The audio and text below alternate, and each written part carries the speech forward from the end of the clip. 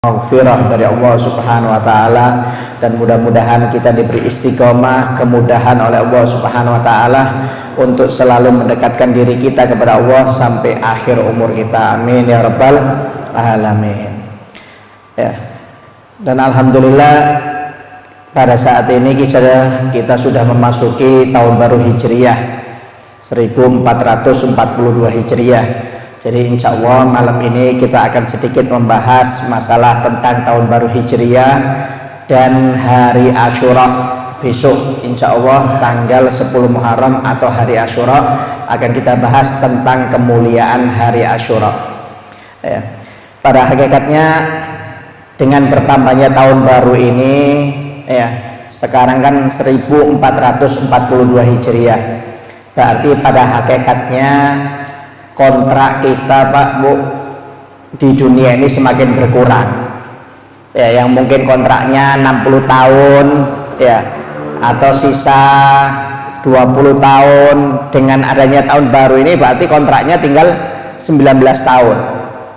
Kalau kontrak hidupnya di dunia tinggal 10 tahun, dengan adanya tahun baru ini berarti kontraknya tinggal 9 tahun, ya. Kalau kontraknya sisa 1 tahun, dengan adanya tahun baru ini ya siap-siap ditunggu aja, ya. Tapi insya Allah mudah-mudahan panjang umur semuanya, ya. Mudah-mudahan di tahun baru ini, ya, urusan kita lebih dikasih barokah oleh Allah Subhanahu wa taala.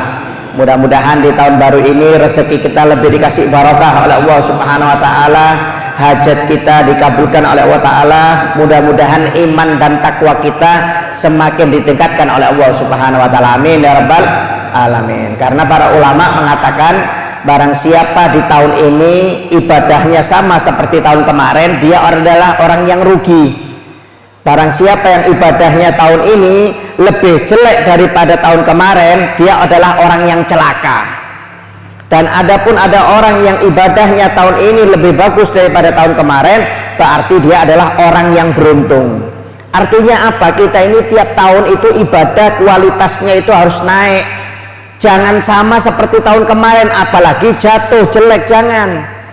Ya, seperti anak sekolah itu loh Pak Bu, maaf. Ya, dari TK 2 tahun, naik SD 6 tahun, naik SMP 3 tahun, SMA 3 tahun, kemudian kuliah sarjana. Apakah sama ilmunya? Enggak. Orang kalau sudah dari TK itu cuma pengenalan, kalau SD lebih pintar daripada TK. Kalau sudah masuk SMP berarti dia ilmunya lebih banyak daripada SD. Kalau dia naik SMA berarti ilmunya lebih banyak daripada SMP. Apalagi kalau sarjana sampai S1, S2, S3, sampai gelar profesor, doktor. Begitu juga ibadah kita ini jangan sama terus datar seperti orang nggak pernah naik kelas. Ya, kalau ilmu saja sekolah itu bisa naik, begitu juga kualitas ibadah itu tiap tahun harus naik juga. Ya. Oleh karena itu kata para ulama, kalau ada orang yang ibadahnya tahun ini sama dengan kemarin, dia adalah orang rugi. Tapi kalau lebih jelek daripada tahun kemarin, celaka itu orang. Ya, kenapa? Kontraknya semakin dekat, kontraknya semakin habis, kok ibadahnya anjlok. Mestinya kalau kontraknya itu semakin habis, semakin dikit, ibadahnya itu harus semakin naik. Ya. Ad-dunya mazra'atul akhirah. Dunia ini tempat bercocok tanam, kata Nabi Muhammad SAW. Ya, oleh karena itu perbanyak ibadah kita kepada Allah Subhanahu wa taala. Jangan sampai tertipu dengan dunia. Ibadah cocok tanam. Barang siapa bercocok tanam di dunia dengan ibadah, maka nanti di akhirat dia akan memanen pahala dan surganya Allah Subhanahu wa taala. Tapi barang siapa yang bercocok tanam dengan maksiat di dunia, maka nanti di akhirat dia akan manen dosa dan nerakanya Allah Subhanahu wa taala. Tinggal kita aja mau nanam ibadah apa nanam maksiat. Kalau nanam ibadah insya Allah dijamin selamat hidupnya dunia akhirat. Tapi kalau waliyadzubillah min dzalik sampai menanam maksiat, itu bakal orang celaka hidupnya dunia akhirat. Nih, kita ini hidup di dunia Pak Bu memang untuk ibadah. Ya, kata Allah Subhanahu wa taala dalam Al-Qur'an, wa ma khalaqtul jinna wal insa illa liya'budun. Aku tidak menciptakan manusia dan jin di dunia ini kecuali untuk ibadah. Jadi maaf jangan sampai kadang-kadang orang tertipu kerja sampai nggak ibadah. Ya, kerja itu nilainya ibadah, tapi kalau sampai meninggalkan ibadah bukan ibadah lagi, namanya maksiat. Orang kerja Pak, nilainya ibadah, tapi kalau sudah kerjanya meninggalkan sholat, nggak sholat, ya ditinggalkan, kemudian sampai mengerjakan sesuatu yang diharamkan oleh Allah Ta'ala, tidak halal, maka bukan nilai ibadah lagi, nilainya maksiat di sisi Allah Subhanahu Wa Ta'ala. Oleh karena itu tujuan kita hidup di dunia ini adalah ibadah. Kerja itu adalah sunnah Nabi Muhammad SAW, bahkan hukumnya bisa wajib, cuma jangan sampai bekerja itu melupakan ibadah kepada Allah Subhanahu wa Ta'ala.